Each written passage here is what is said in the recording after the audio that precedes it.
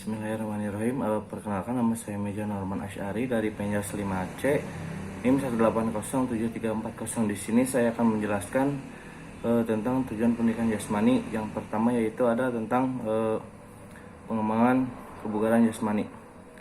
Ternyata kebugaran jasmani memiliki banyak pengertian, tidak hanya dalam KBBI saja. Menurut situs resmi Kementerian Pendidikan Republik Indonesia, kebugaran jasmani yaitu merujuk pada kemampuan dan kesanggupan tubuh untuk melakukan penyesuaian saat menjalani perubahan fisik yang diberikan kepadanya. Yang selanjutnya yaitu tentu saja tubuh yang mampu dan sanggup menahan beban ini tidak akan sampai timbul lelah yang berlebihan. Yang selanjutnya yaitu setiap gerakan dan aktivitas selalu memiliki sejarah, termasuk juga kebugaran jasmani. Awalnya semua manusia melakukan gerakan tanpa nama.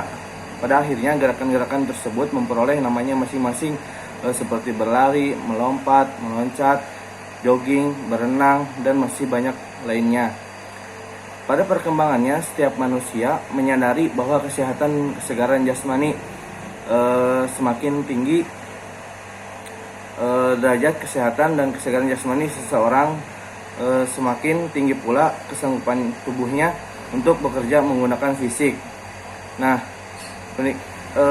Kesegaran jasmani sangat diperlukan agar mereka bisa tetap melakukan pekerjaan sehari-hari secara efektif dan badan itu secara bugar. Yang selanjutnya yaitu ada perkembangan kemampuan jasmani. Yang selanjutnya yaitu perkembangan kemampuan jasmani. Kemampuan jasmani dibungkus menjadi 3, yaitu satu kalimat yang menghasilkan sebuah arti. Baik kita ulas. Perkembangan yaitu suatu kemampuan teknis, konseptual pada setiap individu yang dimilikinya sesuai dengan kebutuhan melalui pendidikan dan latihan. Setiap orang memiliki kemampuan yang berbeda-beda sesuai dengan kapasitasnya. Kemampuan yang dimiliki seseorang harus dikembangkan agar perubahan maksimal yang terjadi pada dirinya. Kemampuan yaitu merupakan kapasitas yang dimiliki setiap individu untuk melakukan beragam tugas dalam suatu pekerjaan atau kegiatan. Setiap individu yang memiliki kemampuan yang berbeda-beda sesuai dengan kapasitas yang ada pada dirinya sendiri. Jasmani merupakan tubuh atau badan kita. Jika kita simpulkan secara total apa itu pengembangan kemampuan jasmani. Pengembangan kemampuan jasmani merupakan suatu proses atau suatu kegiatan seseorang untuk kesanggupan untuk menggunakan gerakan anggota badannya sehingga menghasilkan suatu proses gerak tubuh melalui suatu proses latihan. Yang ketiga yaitu ada pengembangan emosi. Emosi adalah keadaan jiwa yang menamakan diri dengan suatu perubahan yang jelas pada tubuh. Emosi setiap orang adalah mencerminkan keadaan jiwanya yang akan tampak secara nyata pada perubahan jasmaninya. Misalnya ketika orang tersebut sedang diliputi emosi marah, wajahnya akan memerah, nafasnya menjadi sesak, otot-otot tangannya akan menegang, dan energi tubuhnya memuncak. Emosional juga berkaitan dengan ekspresi emosional atau dengan perubahan-perubahan yang mendalam yang menyertai emosi. Emosi juga tidak tergantung pada gejala kejasmanian atau reaksi jasmani, bukan merupakan dasar emosi.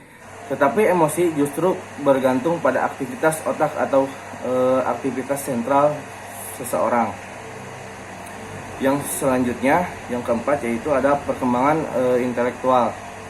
Perkembangan atau pertumbuhan intelektual hubungan antara aktivitas fisik, pertumbuhan intelektual, pertumbuhan emosional, dan perkembangan sosial anak itu begitu erat sehingga dalam prakteknya keempat komponen tersebut tidak dapat dipisahkan satu sama lainnya. Komponen pertumbuhan intelektual terdiri dari persepsi, belajar, dan berpikir. Persepsi diartikan sebagai proses di mana seseorang menerima dan menyaring informasi tertentu mengenai lingkungannya. anak-anak memerlukan banyak rangsangan dari lingkungannya agar pula kesempatan bagi mereka untuk menyaring dan memperoleh beragam informasi yang akan memperkaya perbendaharaan wawasan lingkungan di sekitarnya.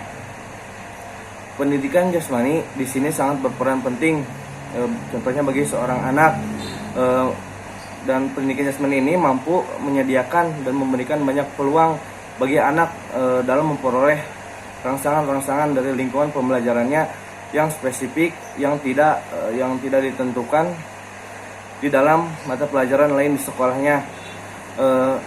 Bermain sangat penting bagi si anak karena merupakan media alamiah yang banyak memberikan peluang untuk memperoleh berbagai pengalaman yang dibutuhkan seorang anak tersebut.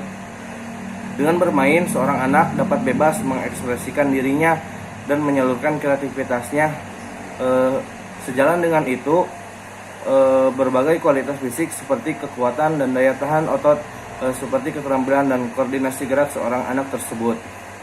Yang terakhir yaitu ada perkembangan moral dan afektif.